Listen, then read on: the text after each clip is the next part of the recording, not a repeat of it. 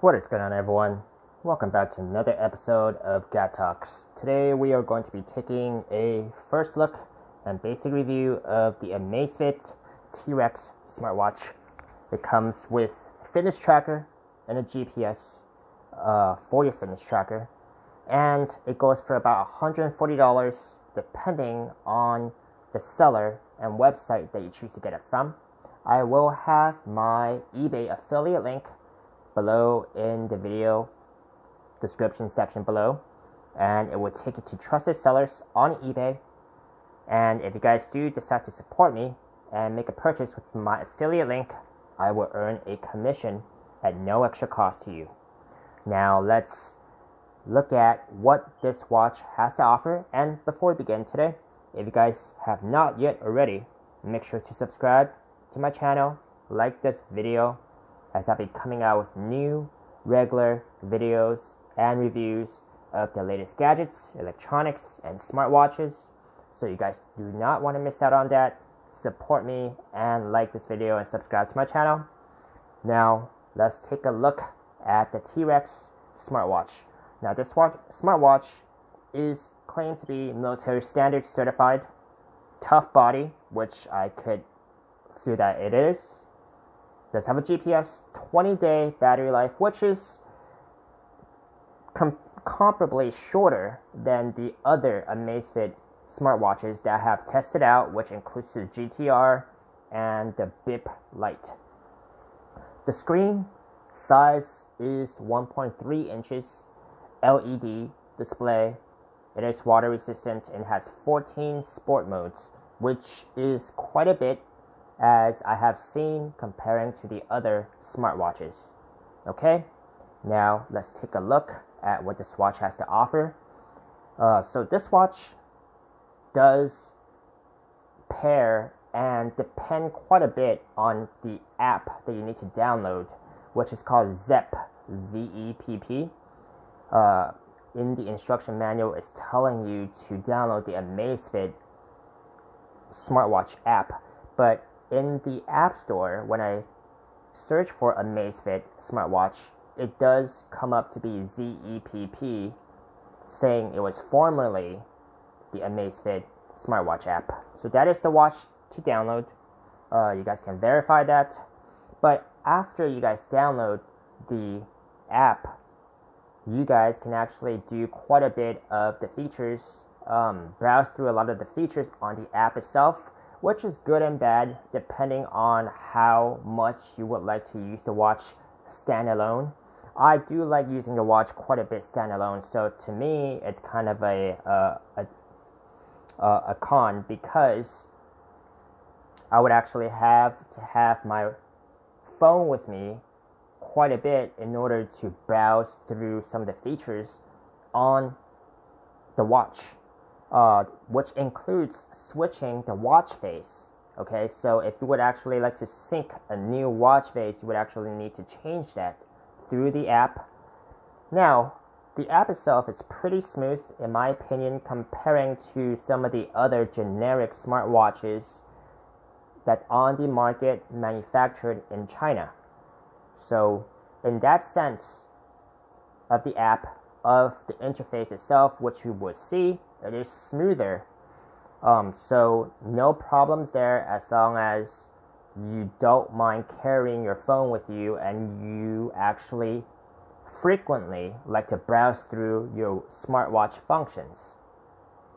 So there's quite a bit of smartwatch faces you can actually choose from to switch through.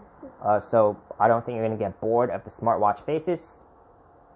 Now, another thing is that in order to actually set up your watch, when you first buy this watch, you are going to have to install the app and make quite a bit of updates, which take about 15 minutes.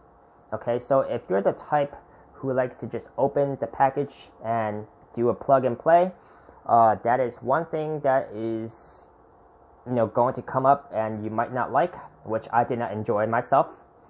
Just sitting through some of the updates on the app, on your phone, and on the watch, you basically can't even go through default watch face from my experience when you first open up the package and just turn on the watch. Okay, so that's another thing to note.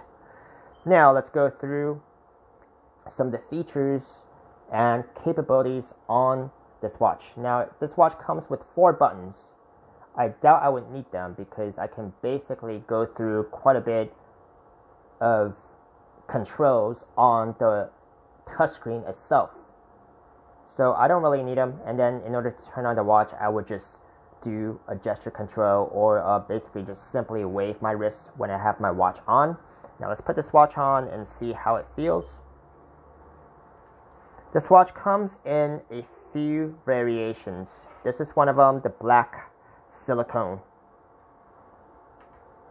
Now the silicone itself feels different when it's on your wrist comparing to when you're just holding the watch by the band. When I was holding the watch by the band, I thought the silicone was pretty flimsy. But then actually, you'll see, after I put this on,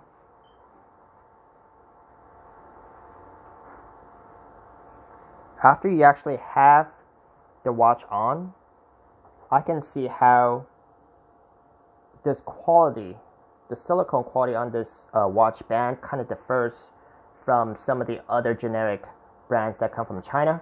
Now, this one actually doesn't feel like it's sucking on your skin like the harder silicone watch bands that comes from China that pairs with the other Chinese watches. This one's a little different. It's more comfortable, and the watch case itself does not look or does not feel as heavy as it looks. But still, it feels pretty sturdy, just not heavy. Now what I mean is, I don't really need to use many of the buttons, because if I just want to turn on the watch itself, I can just wave my wrist and it will come on. Maybe I'll need it to turn it off. That's basically it. Now let's get back to the default watch face itself.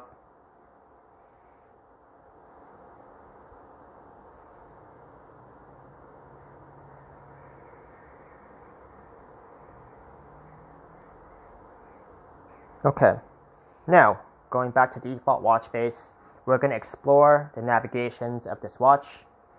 We're going to swipe left first. These will be your notifications. It will either be your incoming calls, notifications that's associated with your app. So you can actually do quite a bit on the app itself, like I mentioned, such as getting incoming calls, switching watch faces. I believe there's also alarm and an event calendar. I do need to double check on that, but that's what I believe I saw. Okay, so the left navigation doesn't go too far. Now the right. This seems to be your basic settings and some of your features as well. This would be just by the icon look, right? This is your extensive menu. If you want to go through extensive menu, you can go swipe right, and basically it will be all there.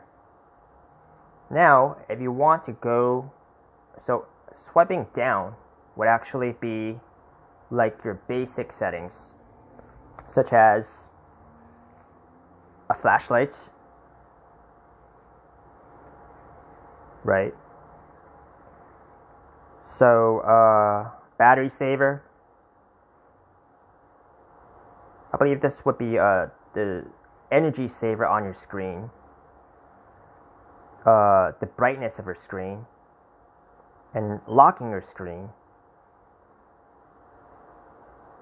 Your pedometer would be if you were to swipe down from a default watch face. This will give you your steps, distance, calories. This is your heart rate monitor, which is a very fast reading. I give them that. It's not an awkward kind of heart rate monitor where you would need to actually long press anything or wait for a little bit of time for the reading to come back, but this one was very fast.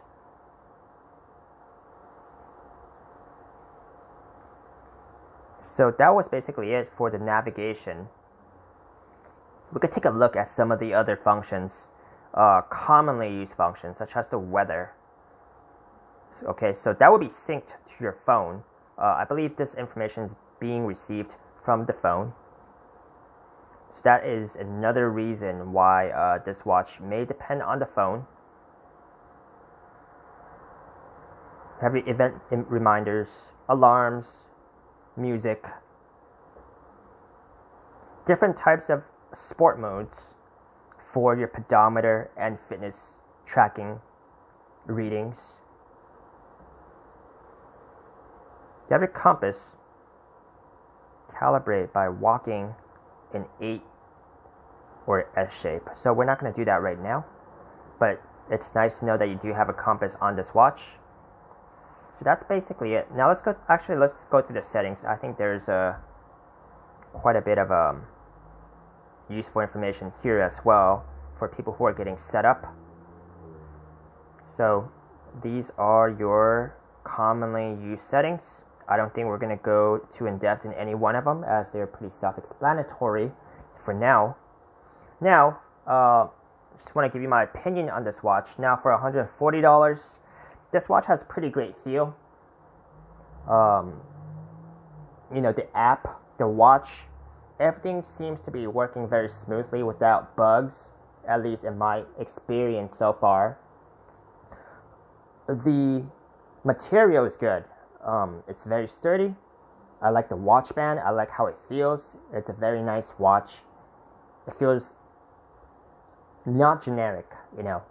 Like the other watches that come from China, they feel very generic, but this one does not feel that way. Even though it is still made in China, it's still manufactured by a Chinese brand, but it just feels more quality.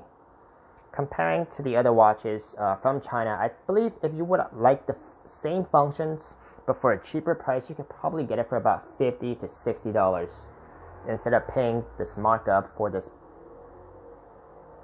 this watch.